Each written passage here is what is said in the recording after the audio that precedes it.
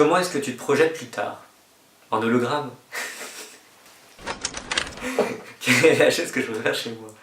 Le fait que je sois bavard. Parce que quand on est bavard, ça permet... bon, déjà, c'est une forme de s'intéresser à l'autre, à part si on parle que de soi. Et en même temps, ça permet à ceux qui parlent pas de venir parler. Ça casse un petit peu les barrières, en fait.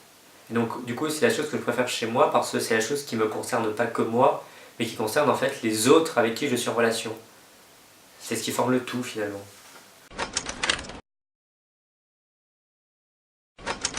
Alors, plus tard, je me projette indépendant, mais toujours en train de travailler en équipe.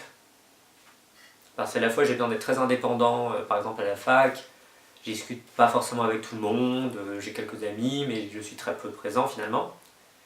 Mais en même temps, lorsque c'est professionnel ou que j'ai un truc qui me tient à cœur, là j'ai vraiment besoin de travailler en équipe. Donc à la fois, j'ai besoin d'être tout le temps seul et tout le temps entouré. C'est très problématique comme situation.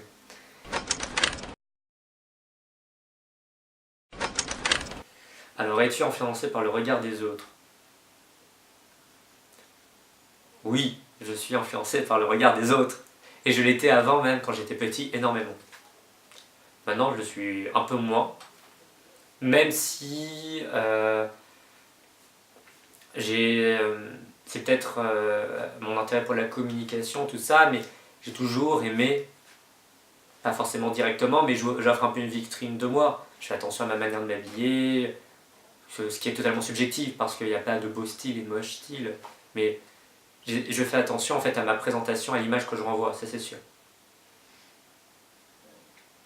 Si après, en dehors de l'image que je renvoie, si les idées que je défends, tout ça, amènent un regard bienveillant, le regard bienveillant au niveau de ce que je renvoie, mais intellectuellement, pas au niveau de l'image, sera beaucoup plus intéressant que le regard malveillant que l'on me renvoie uniquement à cause de l'image. As-tu confiance en toi et connais-tu tes capacités?